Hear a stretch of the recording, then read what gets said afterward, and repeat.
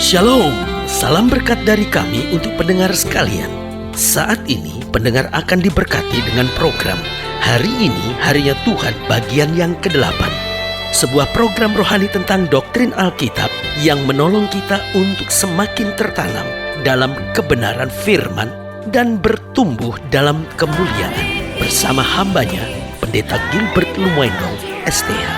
Banyak orang merasa doktrin Alkitab sebagai sesuatu yang membingungkan. Tetapi tahukah saudara bahwa doktrin Alkitab intinya adalah memahami Alkitab dengan benar, dengan pemahaman yang sistematis, sehingga kita terus dapat tertanam di dalam kebenaran firman, sehingga kita terus bertumbuh di dalam kemuliaan Allah. Buka hati saudara sekalian untuk menerima berkat-berkat firman-Nya hari ini. Kalau saya bertanya kepada saudara, apakah saudara mengenal Yesus? Mungkin saudara menatap saya dengan curiga sambil berkata, "Ini pendeta kok aneh. Saya anaknya, saya muridnya. Kok saya ditanyakan apakah kamu mengenal Yesus?" Nah, saudaraku yang kasih dalam Tuhan, banyak orang pikir dia mengenal Yesus. Kalau ditanya, "Kamu mengenal Yesus?" "Oh, sangat kenal. Bahkan saya sudah menerimanya dalam hati saya." "Apa yang kamu ketahui tentang Yesus?" "Yesus sudah mati buat dosa saya. Yesus mengasihi saya dan Yesus akan bawa saya kembali ke sorga, rumah Bapa yang kekal." Pernyataan yang memang kedengarannya dia mengenal Yesus. Tapi pertanyaan saya, ketika dia terbaring sakit dan dokter berkata tidak ada kesembuhan, tidak ada obat, pertanyaan saya, masihkah dia dapat tersenyum dan berkata, "Aku kenal Yesus yang aku sembah. Dia tidak pernah akan mengecewakan saya." Tatkala dokter berkata, "Ibu, engkau tidak akan pernah mungkin bisa punya anak," bisakah dengan tegar dia tetap berkata, "Manusia boleh berkata tidak mungkin, tapi Yesus yang aku sembah adalah Allah yang tidak pernah mengecewakan anak-anaknya." Tatkala engkau menghadapi kenyataan hidup yang semakin berat dalam hidup saudara, dapatkah tetap engkau berkata, "Aku kenal Yesus yang aku sembah, yang tidak pernah mengecewakan aku, yang tidak pernah akan membiarkan aku, yang akan mengerjakan mujizat tepat pada waktunya." Kita baru tahu kita mengenal Yesus atau tidak bukan ketika kita di gereja. Kita tahu bahwa kita mengenal Yesus atau tidak bukan ketika kita melihat berkat-berkat Tuhan yang luar biasa, tapi kita tahu bahwa kita mengenal Yesus atau tidak justru di tengah masalah, justru di tengah tantangan, justru di tengah persoalan-persoalan yang menghimpit kehidupan kita. Di situ kita baru dapat membuktikan orang-orang yang mengenal Yesus tidak akan goyah, tidak akan lari, tidak akan bersembunyi, tapi menghadapinya dengan iman dan merebut kemenangan yang luar biasa. Paulus berkata begini, "Aku kenal kepada siapa aku percaya. Aku yakin dia berkuasa memeliharakan segala sesuatu yang telah dipercayakannya kepadaku." Haleluya. Selamat datang dalam program kita hari ini, Harinya Tuhan, sebuah program rohani yang kembali mengingatkan kepada kita betapa pentingnya kita menjadikan firman Tuhan sebagai dasar keseharian hidup kita. Karena selama kita menjadikan firman Tuhan sebagai dasar keseharian hidup kita, langkah-langkah ke depan kita penuh dengan kepastian, berkat, mujizat, dan perkara-perkara yang besar. Haleluya.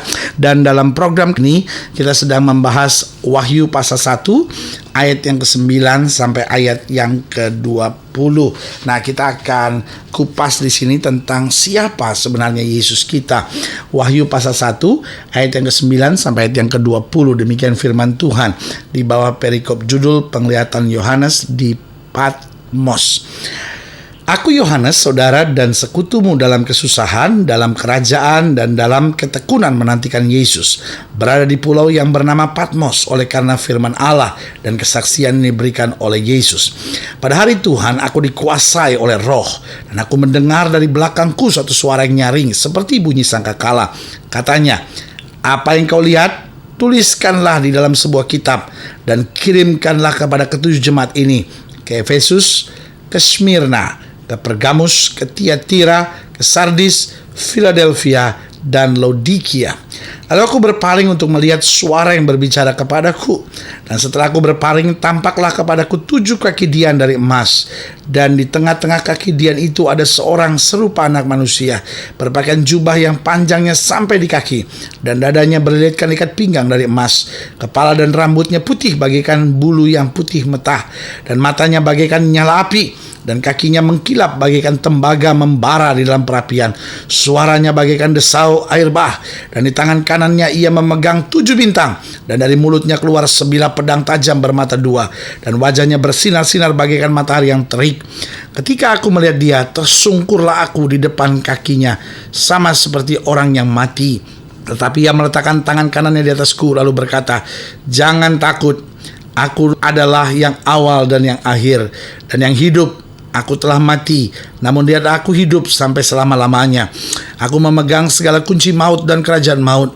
Karena itu tuliskanlah apa yang telah kau lihat, baik yang terjadi sekarang maupun yang akan terjadi sesudah ini. Dan rahasia ketujuh bintang yang telah kau lihat pada tangan kananku, dan ketujuh kaki dian emas itu. Ketujuh bintang itu ialah malaikat ketujuh jemaat, dan ketujuh kaki dian itu ialah ketujuh jemaat." Nah, saudaraku yang kasih dalam Tuhan, melihat gambaran yang disampaikan oleh Yohanes di Pulau Patmos ini, kita bisa melihat gambaran yang sangat berbeda tentang Yesus kita. Selama ini kita lihat Yesus kita sebagai Yesus yang dalam tanda petik Yesus yang lemah. Dia lahir di kandang yang hina di Bethlehem. Sepanjang hidupnya dia tidak menikah. Lalu kematiannya di atas kayu salib. Kesan yang kita tangkap, Yesus adalah Tuhan yang sangat lemah. Dalam bercanda seringkali anak-anak mengejek orang-orang Kristen sambil berkata, "Wah, orang Kristen itu orang yang Allahnya matinya dipantek," katanya begitu. Saudaraku yang kasih dalam Tuhan, di gambar-gambar rumah orang Kristen seringkali ada gambaran Yesus yang kepalanya sedang terkulai lemah dengan mahkota duri, dengan tetesan-tetesan darah di sekitar wajahnya. Tetapi hari ini saya mau ingatkan, semuanya itu dikerjakan buat kita, justru membuktikan kekuatannya, kehebatannya, kedahsyatannya. Itu yang dia kerjakan buat kita, saudaraku yang kasih dalam Tuhan. Tetapi melihat apa yang terjadi di Pulau Patmos, gambaran kita semakin dikuatkan. Kenapa? Karena kita melihat waktu Kristus datang kembali, dia tidak lagi datang sebagai bayi yang hina, yang terbungkus di kain lampin yang ada di kandang itu. Saudaraku yang kekasih dalam Tuhan, ketika dia datang kembali, dia tidak datang dengan wajah yang lemah karena darah memenuhi wajahnya akibat dia disalibkan. Tetapi hari ini kembali saya mau ingatkan buat saudara, ketika Kristus datang kembali, dia datang dalam kuasa kemuliaannya, dia datang dalam keberadaannya, dia datang di dalam kedahsyatannya sebagai raja di atas segala raja. Nah, dalam mempelajari ayat-ayat bacaan kita ini, kesimpulan apa yang kita dapat tentang Yesus kita? Yang pertama, saya pelajari Yesus kita dahsyat dan luar biasa. Bicara tentang Yesus kita dahsyat dan luar biasa, itu berarti dia tidak dapat ditundukkan oleh apapun, dan dia tidak dapat dikalahkan oleh apapun. Saudaraku yang kasih dalam Tuhan, banyak orang merancangkan yang jahat tentang pekerjaan Tuhan, tapi hari ini saya mau ingatkan, Yesus kita adalah dahsyat dan luar biasa. Yesus kita tidak pernah perlu dibela oleh siapapun.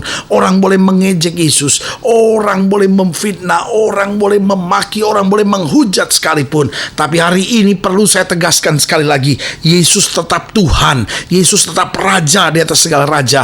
Harinya akan tiba di mana setiap lutut akan bertelut, setiap lidah akan mengaku bahwa Yesus Kristus adalah Tuhan dan Raja yang kekal. Haleluya. Yesus kita dahsyat dan luar biasa. Dia memberi kehidupan kekal bagi kita. Yesus kita dahsyat dan luar biasa.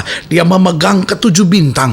Artinya apa? Segala perkara ada di dalam tangannya. Tidak bisa dia ditundukkan, tidak bisa dia dikalahkan oleh apapun dan siapapun. Penyakit boleh saja menyerang, keadaan ekonomi boleh saja tidak pasti, kuasa kegelapan boleh saja menyerang muka bumi ini. Tapi sebagai hamba Allah, saya mau ingatkan buat saudara, orang-orang yang berjalan bersama Yesus akan melihat kedahsyatan kuasanya, akan melihat kemenangan dan mujizatnya. Karena itu di balik tantangan apapun yang sedang saudara hadapi, ayo mari berjalan terus bersama Yesus. Engkau pasti menang, engkau pasti menang, engkau pasti melihat kemenangan dari Kristus. Hanya persoalannya, maukah kita berjalan seturut kehendaknya?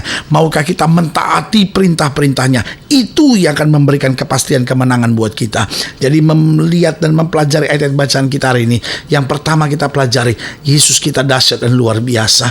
Yang kedua saya pelajari, di balik kedahsyatan dan kuasa yang luar biasa itu, yang kedua, Yesus kita lemah lembut dan peduli. Dia lemah lembut dan dia peduli. Dia ngerti apa yang terjadi dengan jemaat-jemaat. Dia tahu apa yang dirasakan oleh mereka. Dia tahu penderitaan, tekanan, kerja keras yang mereka kerjakan. Itu berarti dia lemah lembut dan peduli. Makanya selalu saya bilang, saudaraku, Allah kita tidak buta, Allah kita tidak tuli, Allah kita tidak pernah tertidur. Jangan pernah saudara sangka, aduh, saya udah korban ini demi suami saya udah korban ini demi istri saya udah korban ini untuk orang-orang sekitar saya, kok mereka acuh, mereka nggak peduli. Saudaraku yang kasih dalam Tuhan, kita nggak usah menuntut pembalasan dari manusia. Biarlah balasan kita datangnya dari Tuhan. Kalau manusia membalas, paling hanya terima kasih, paling hanya bentuk pembalasan biasa.